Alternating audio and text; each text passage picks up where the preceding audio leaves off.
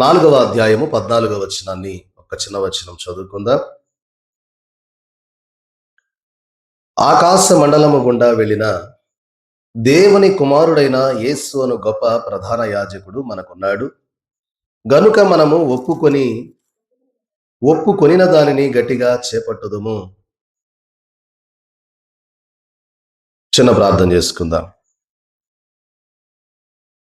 సకల ఆశీర్వాదములకు కారణభూతుడు అయి ఉన్న దేవ, మీ ఘనమైన నామమును బట్టి మీకు వందనములు చెల్లిస్తూ కొద్ది సమయము మీ అమూల్యమైన వాక్కులను మేము వినాలని ఆశపడుతూ ఉండగా, ఆశపడిన ప్రాణమును తృప్తిపరచేవారు మీరే గనక కొద్ది సమయము మీ మాటలను మేము వినబోతూ ఉండగా, వినుచున్న నీ ప్రియబిడలకు వినగల చెవిని గ్రహించగల మనస్సును దయచేయమని, నిలువబెట్టిన నన్ను మరుగు చేసుకొని కొద్ది మాటలు మీరే మాతో మాట్లాడమని వాక్కుగా మా మధ్యకు వచ్చి వేసిన యేసు క్రీస్తు వారి నామములో అడిగి వేడుకొనుచున్నాం మా పరమ తండ్రి, ఆమేన్.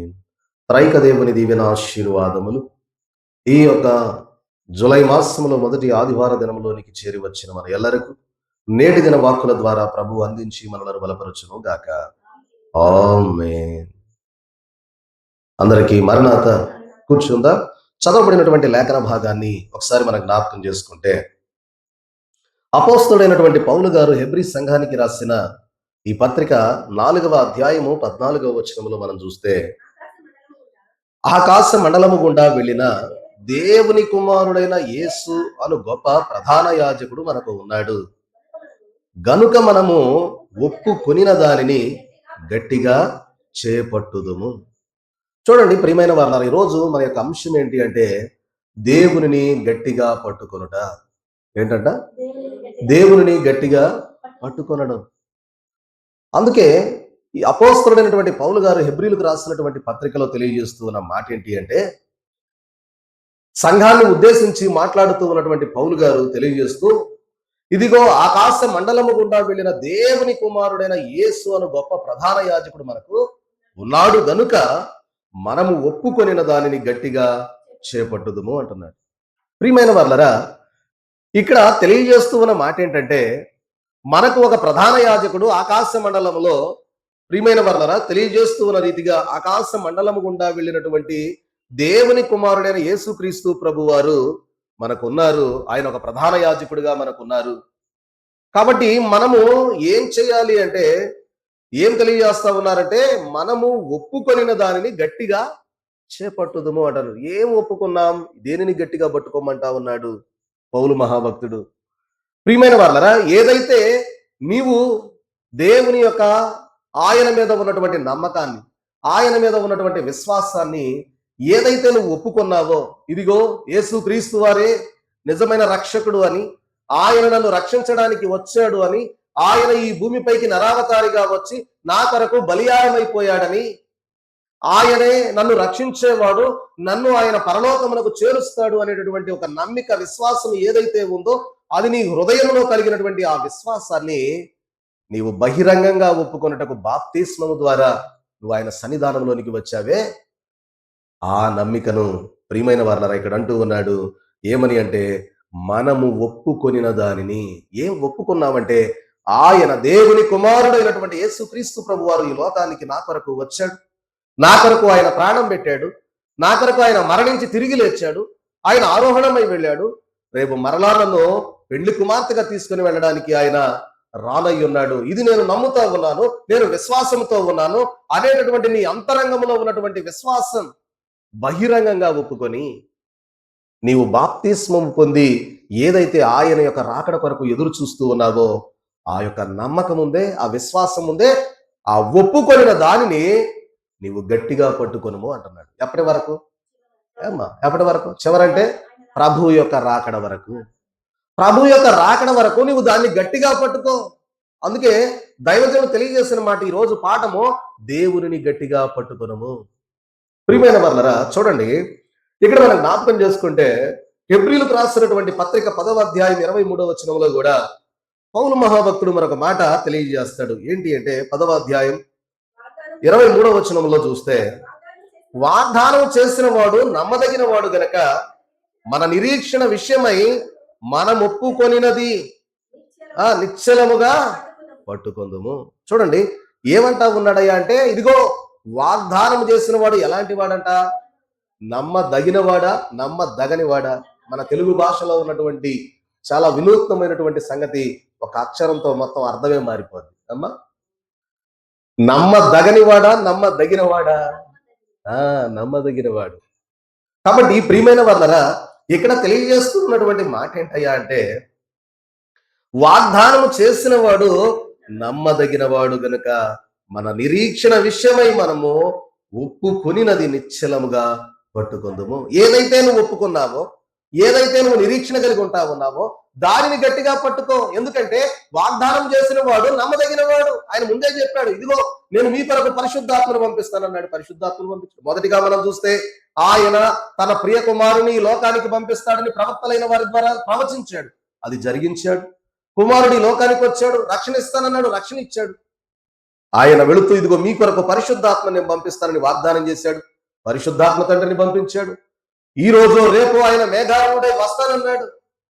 వస్తానన్న యేసురాజు రాకమానున ఇస్తానన్న బహుమానం ఈకుండా ఉంటాడా? ఉండడు. కాబట్టి ఆయన ఏదైతే నేను ఇదిగో రేపు రెండవ రాకడలో ర్యాప్చర్లో నేను వస్తాను, మిమ్మల్ని తీసుకుని వెళతానన్నాడు.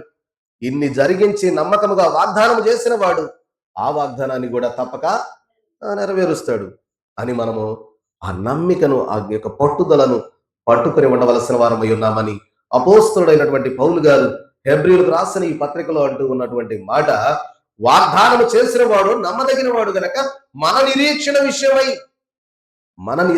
విషయమై మనము ఏదైతే ఒప్పుకున్నామో, ఆ రోజు బాప్తిజం తీసుకునేటప్పుడు ఒప్పుకున్నాం. ప్రియమైన వాళ్ళరా, దేవునిలోనికి వచ్చినప్పుడు నువ్వు ఒప్పుకొనే వచ్చావు. ఆయనే నన్ను రక్షించేవాడు, ఆయనే నన్ను బలపరిచేవాడు, ఆయనే నన్ను అన్నింటిలో బాగు చేసేవాడు, ఆయనే ఒప్పుకొని వచ్చావు కదా. ఆ ఒప్పుకొనిన దానికోసము నువ్వేమవ్వాలి అంటే నిశ్చలముగా పట్టుకో అంటున్నాడు మరి పౌలు గారు. కాబట్టి ప్రియమైన వాళ్ళరా, చూస్తే మనము మరి ఒప్పుకున్నది నిశ్చలముగా పట్టుకుందాము. ఏంటి అంటే విశ్వాసమును గట్టిగా పట్టుకొనవలను అన్నారు. ఏంటంట?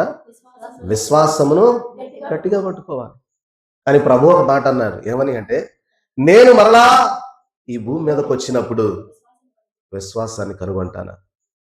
అంటే విశ్వాసము ఎంత భయంకరంగా తప్పిపోయే పరిస్థితిలో ఉన్నదో, మనుషులలో ఉన్న విశ్వాసము, ఒక విశ్వాసిలో ఉన్న విశ్వాసము పూర్తిగా పోయేదై ఉంటా ఉన్నదని ప్రభువే తెలియజేశారు. నేను ఈ భూమి మీదకి వచ్చినప్పుడు ఈ జనుల విశ్వాసం నేను కనుగొంటానా అంటే ఎంత భయంకరమైన పరిస్థితి. లేకపోతే ప్రభు ఆ మాటను ఉంటారు. కాబట్టి ప్రియమైన వారలరా, ఆ విశ్వాసమును మనము గట్టిగా పట్టుకొనవలసిన వారమై ఉంటూ ఉన్నామని తెలియజేస్తూ పౌలు మహాభక్తుడు తిమోతి గారికి రాసినటువంటి మొదటి పత్రిక చూస్తే మనము 3వ అధ్యాయము 9వ వచనంలో ఒక మాట తెలియజేస్తూ ఉన్నారు. చూడండి, విశ్వాస మర్మమును పవిత్రమైన మనస్సాక్షితో గైకొను వారై ఉండవలెను అని సెలవిస్తూ ఉన్నారు. ప్రియమైన వాళ్ళరా, ఇక్కడ మనం జ్ఞాపకం చేసుకుంటే విశ్వాస మర్మము గైకొనుట అనగా ఏంటి అంటే పట్టుకొనుట అన్నారు దైవజనుడు. ఏంటంట? విశ్వాస మర్మము అంటే విశ్వాసమును పట్టుకొనడం. ప్రియమైన వాళ్ళ దైవజనులు ఒక చరణంలో కూడా రాశారు. ఏమని? విశ్వాసులే నేటి రాకడా విశ్వసింపరంచు చెప్పి విశ్వాసమును పోగొట్టుకొనక విశ్వాసము చేపట్టుకొందును. కాబట్టి విశ్వాసులే నేటి రాకడ ఏంటంట? విశ్వసింపరు.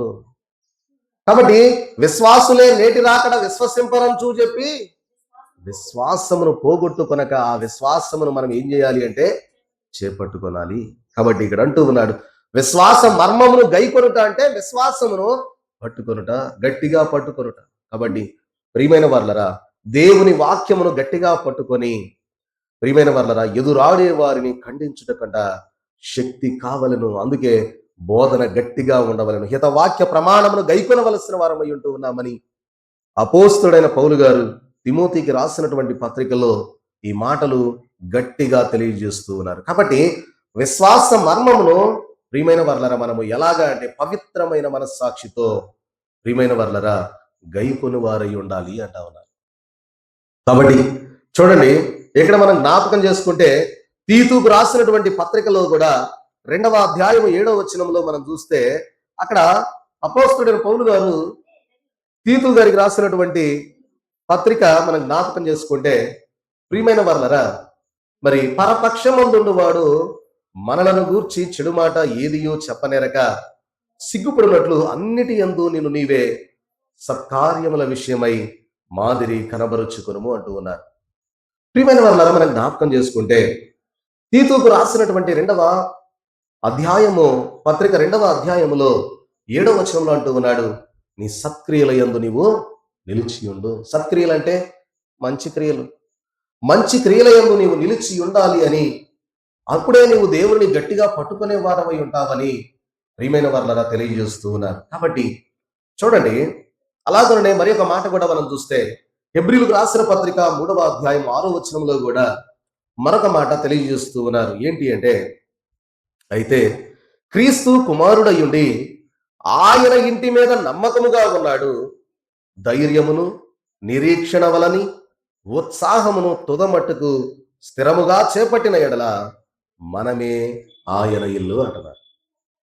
ఏంటంట అంటే, ప్రియమైన వాళ్ళరా, ఈ యొక్క పౌలు మహాభక్తుడు రాసినటువంటి ఈ యొక్క మాటలో తెలియజేస్తూ ఉన్న మాట ఏంటంటే, అయితే క్రీస్తు కుమారుడై ఉండి, తండ్రికి యేసు క్రీస్తు ప్రభు వారు కుమారుడై ఉండి ఆయన ఇంటి మీద నమ్మకముగా ఉన్నాడు. ఏదైతే తండ్రి తనకు అప్పగించబడినటువంటి ఆ నమ్మకము, ఆ యొక్క ఇంటి మీద ఆయన నమ్మకంగా ఉన్నాడు. అయితే అంటూ ఉన్నటువంటి మాట ఏంటి అంటే, మీరు కలిగి ఉండవలసింది ఒకటి ధైర్యం ఉండాలా, రెండవది నిరీక్షణ కలిగి ఉండాలా, మూడవదిగా చూస్తే ప్రియమైన వాళ్ళ ఉత్సాహము కూడా ఉండాలి అని తెలియజేస్తున్నారు. కాబట్టి ఈ మాటలు తెలియజేస్తూ ఎప్పటి వరకు అంటే, తుదమట్టుకు స్థిరముగా చేపట్టిన ఎడల మనమే ఆయన ఇల్లు అంటున్నారు. ఎప్పటి వరకు అంట? తుదమట్టుకు, చివరి వరకు కూడా ఏముండాలి అంటే ధైర్యం ఉండాలా, నిరీక్షణ ఉండాలా, ఉత్సాహం కూడా ఉండాలా. ధైర్యం లేకపోతే మనం ఏం చేయగలుగుతాం? ఇదిగో యేసు క్రీస్తు ప్రభు వారైన నిజమైన రక్షకుడు అని నువ్వు ధైర్యముగా ప్రియమైన వర్లరా ఉండకపోతే ఎలాగా? నీ ధైర్యం ఒకవేళ ప్రియమైన వర్లరా ధైర్యాన్ని విడిచిపెడితే, ధైర్యము చెడితే, అధైర్యవంతుడవైతే, అధైర్యవంతురాలవైతే ఎలాగ నీవు నిరీక్షణ కలిగి ఉంటావు?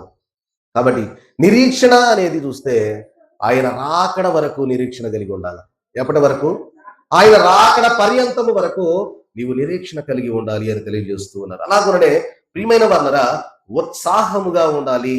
నీకు ఉత్సాహము లేకపోతే, నువ్వు తుదమట్టుకు స్థిరముగా చేపట్టకపోతే ఎలాగా ఆయన ఇంటిలో మనము ఉండగలుగుతామని తెలియజేస్తూ ఉన్నారు. కాబట్టి ప్రియమైన వాళ్ళరా, ప్రభు తెలియజేస్తూ ఉన్నటువంటి మాట పౌలు మహాభక్తుని ద్వారా చూస్తే నీకు ధైర్యం ఉండాలా, నిరీక్షణ ఉండాలా, ఉత్సాహము కూడా ఉండాలి అని తెలియజేస్తూ ఉన్నారు. చూడండి, మనము ప్రారంభించబడినటువంటి 1000 గంటల ప్రార్థనా మహాయజ్ఞములో మనకేం ఉండాలి అంటే ధైర్యం ఉండాలా, నిరీక్షణ ఉండాలా, ఉత్సాహము ఉండాలా.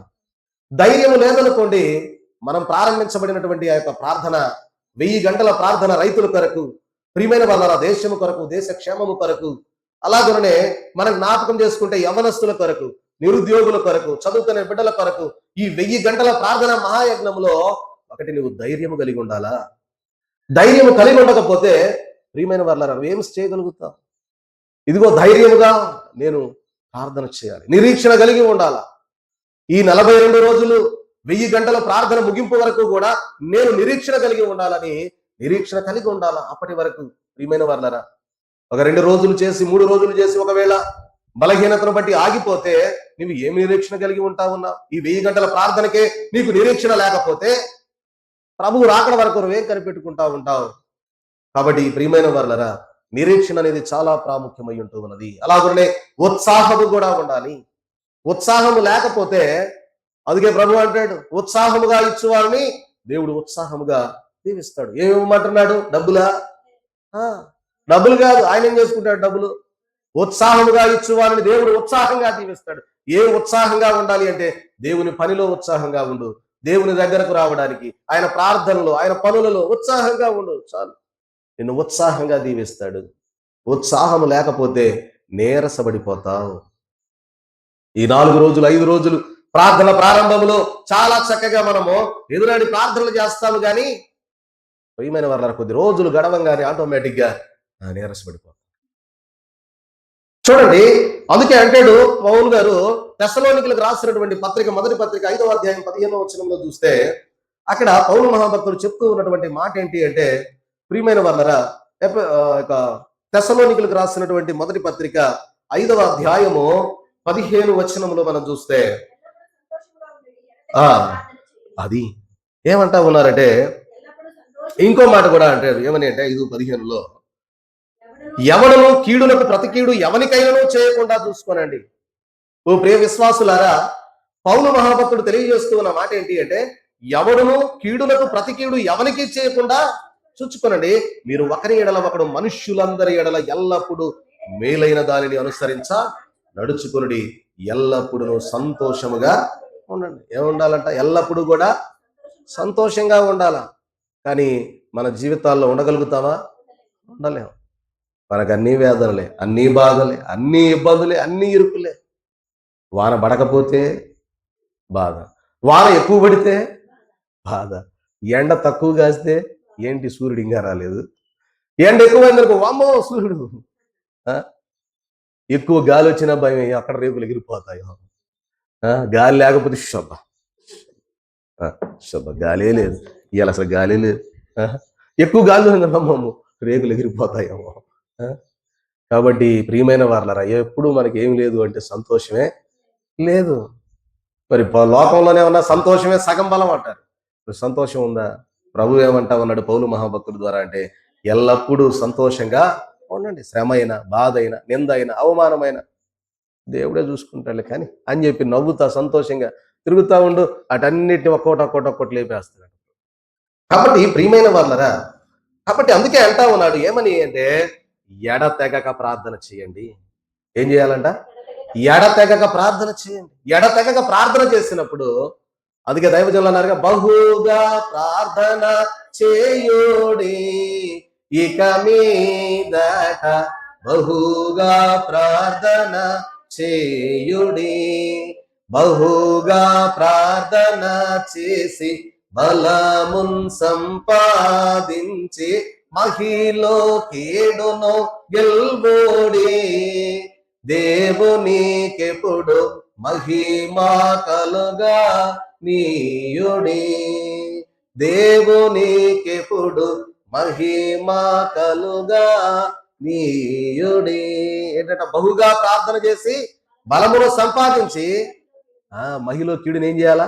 గెలవాలి. కాబట్టి అందుకే ఇక్కడ అంటూ ఉన్నారు, ఎడతెగక ప్రార్థన చేయండి. కాబట్టి ప్రియమైన వారులారా, మనం జ్ఞాపకం చేసుకుంటే ఇక్కడ తెలియజేస్తూ ఉన్నటువంటి మాట 5వ అధ్యాయం అందులోని 22వ వచనంలో కూడా మనం చూస్తే, ప్రతి విధమైన కీడునకును అది దూరంగా ఉండండి. దుష్టుని చూసి దూరంగా ఉండండి, కీడునకు దూరంగా ఉండండి. అది కీడు అని తెలిసినప్పుడు దాని జోలి మీరు వెళ్ళవద్దు. అయినా చూద్దాంలే ఒకసారి, కీడు అంటున్నారు కదా, ఊరక ఒకసారి కదిలిచ్చి చూద్దాం అని చెప్పి కదిలిచ్చామనుకో, అది టక్కుమని పట్టేసుకుంటుంది. అందుకని ప్రియమైన వారలారా, కీడునకు ఎలా ఉండమంటున్నాడు?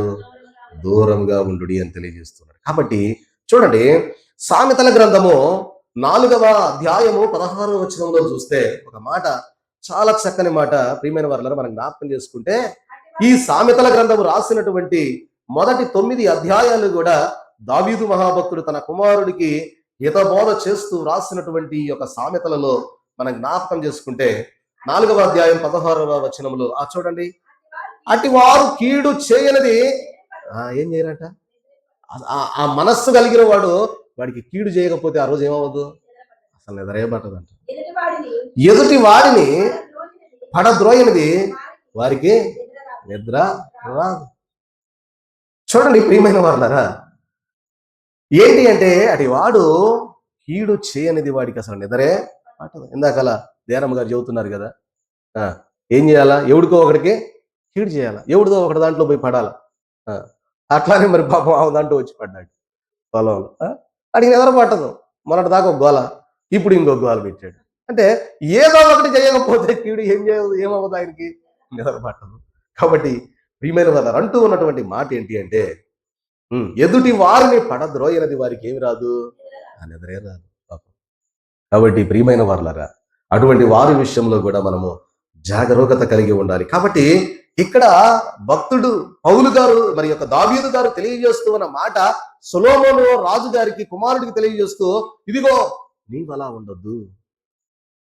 కొంతమంది వారికి కీడు చేయకపోతే నిద్ర రాదు, కానీ నువ్వు అలా ఉండొద్దు, నువ్వు అలా కీడు చేయవు, నువ్వు మంచిగా మంచి చెయ్యి అని తన కుమారుడికి మరి హితోక్తులు తెలియజేస్తూ ఉన్నటువంటి గ్రంథం సామెతల గ్రంథము 9 అధ్యాయాల వరకు కూడా దావీదు మహాభక్తుడు తన కుమారుడికి తెలియజేస్తున్నాడు, ఎవరికి కీడు చేయమాక. కాబట్టి ప్రియమైన వారులారా, మనం జ్ఞాపకం చేసుకుంటే నా మాటలు ముగిస్తూ ఉన్నాను. చూస్తే ప్రియమైన వారులారా, మరి నీవు అలాగూ చేయవద్దు, ఒక్క పట్టు మీదనే ఉండుము అని తెలియజేస్తూ ఉన్నారు. ఏదైతే పట్టుకున్నావో నీవు దేవుణ్ణి గట్టిగా పట్టుకొని ఉండాలా. కీడు ద్వారా నువ్వేమి సంపాదించలేవు. ఒకవేళ సంపాదించినా అది కొంత కాలానికి కొట్టుకొని పోతుంది.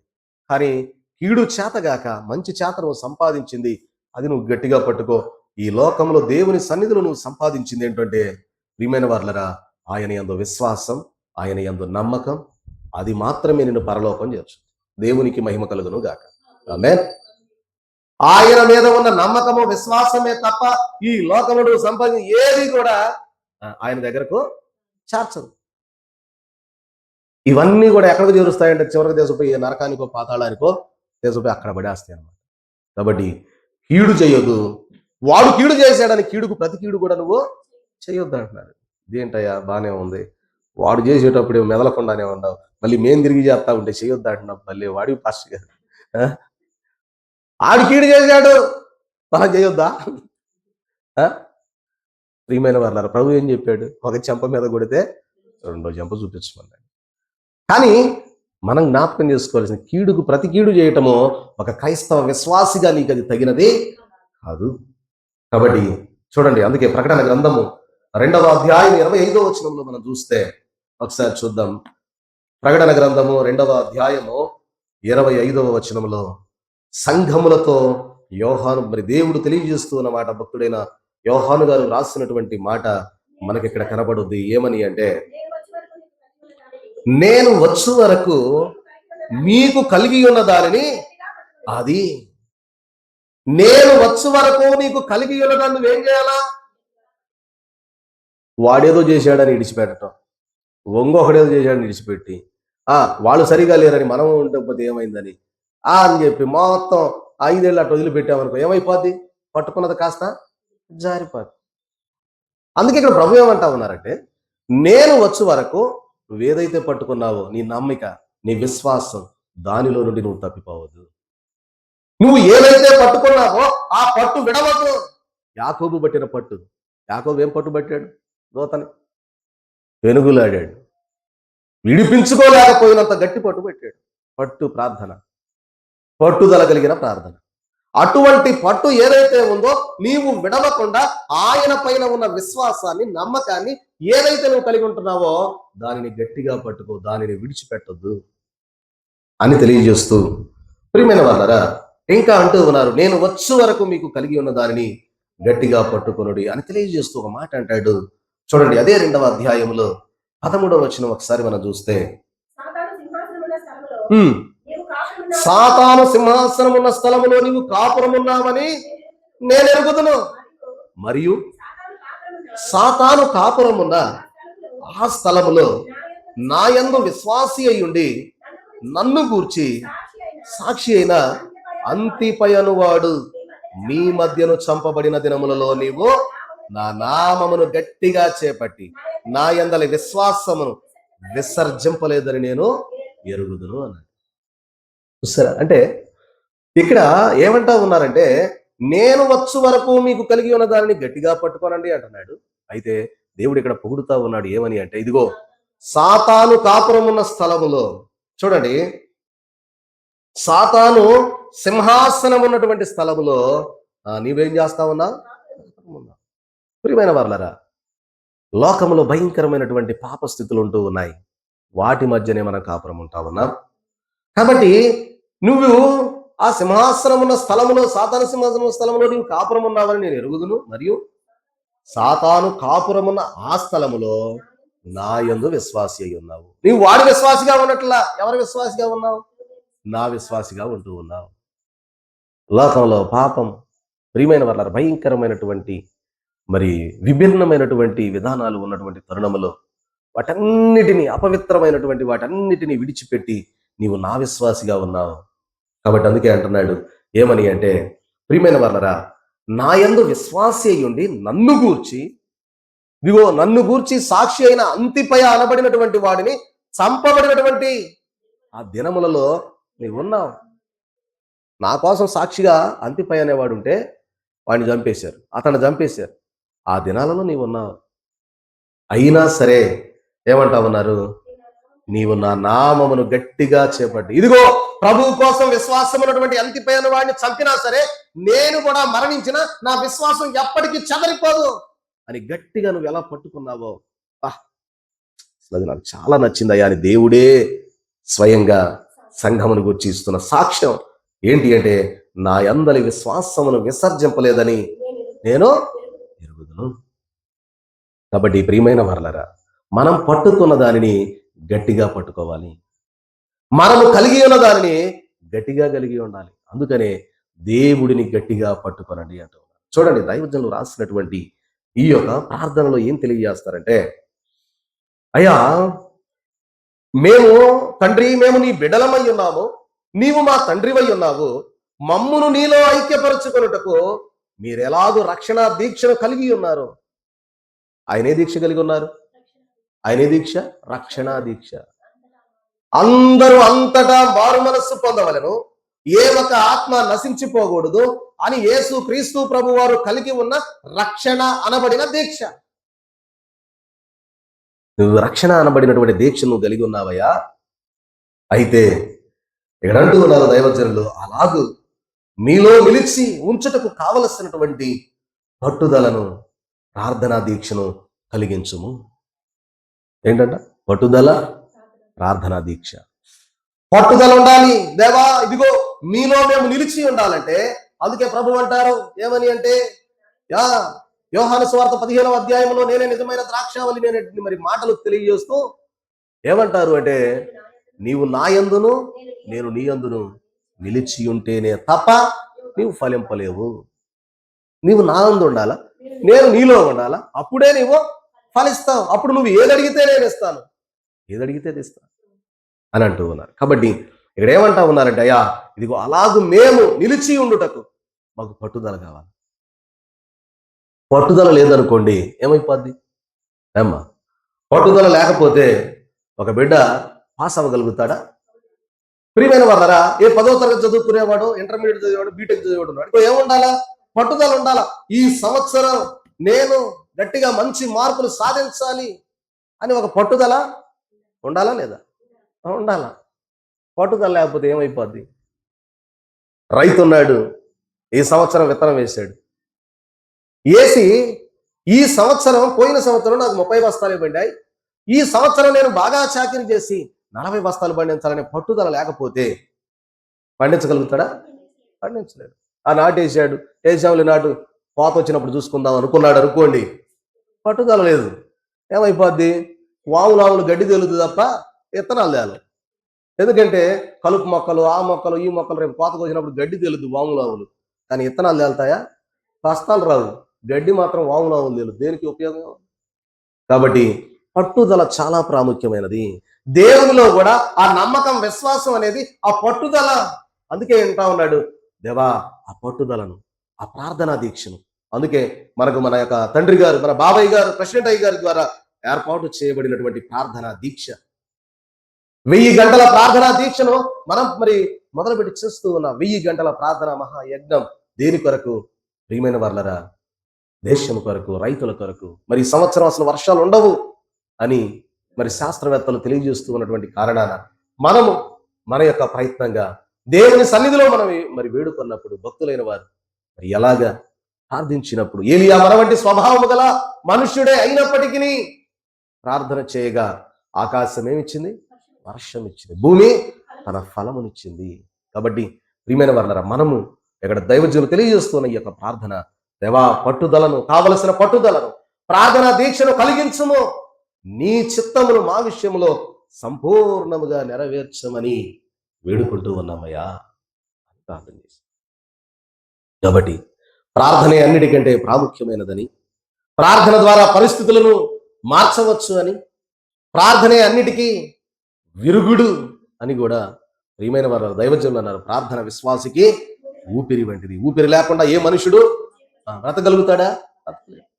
ప్రార్థనే ఒక విశ్వాసికి ఊపిరి అయితే ప్రియమైన వారులరా, అటు విశ్వాసము మనము కలిగి ఆ యొక్క ప్రార్థన అనబడినటువంటి దాన్ని మనం కలిగి ఉండాలి అని తెలియజేస్తున్నాడు. కాబట్టి అందుకే అంటా ఉన్నాడు, నీవు దేవుని గట్టిగా పట్టుకొనము, విడిచిపెట్టొద్దు. నువ్వు అసలే ఎక్కడున్నావు? ప్రకటన గ్రంథంలో తెలియజేస్తున్నాడు, నువ్వు ఎక్కడున్నావు తెలుసా? సాతాను సింహాసనమున్న స్థలములో నీవు కాపురము,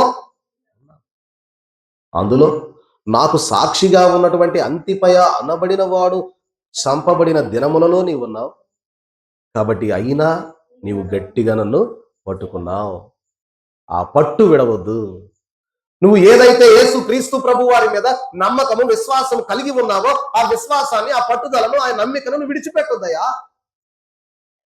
అని తెలియజేస్తూ ఉన్నారు. కాబట్టి ప్రియమైన వారులారా, అట్టి నమ్మిక కలిగి, అట్టి విశ్వాసము కలిగి, దేవా విశ్వాసులే నేటి రాకడ విశ్వసింపరంచు చెప్పి విశ్వాసముతో, అయా విశ్వాసము పోగొట్టుకొనక విశ్వాసమును చేపట్టుకొందురు. అందుకే ఇక్కడ అన్నాడు, విశ్వాసమును గూర్చిన మర్మమును గైకొను అని అపోస్తలుడైన పౌలు గారు తిమోతికి రాసిన పత్రికలో తెలియజేస్తూ ఉన్నారు. విశ్వాస మర్మమును గైకొనుట అంటే విశ్వాసమును చేపట్టుకొనుట. ఆ విశ్వాసాన్ని, నువ్వు దేవుని ఎడల కలిగిన విశ్వాసమును ఏ మాత్రమును విడిచిపెట్టద్దు, అదే అని తెలియజేస్తూ ఉన్నారు. కాబట్టి ప్రియమైన వారులారా, మనము ఆ విశ్వాసమును పోగొట్టుకొనక దానిని చేతబట్టుకొని, దేవా నీవు వస్తావయ్యా, నేను ధైర్యం కలిగి ఉంటానయ్యా, ఈ లోకంలో నేను ధైర్యం కలిగి ఉంటా. అందుకే దైవజనులే దేవదాసయ్య గారిని ప్రభు బలపరుస్తూ ఒక చరణం కూడా దేవుడే స్వయముగా ప్రభు మరి దైవజనునికి అందించారు. ఏంటి?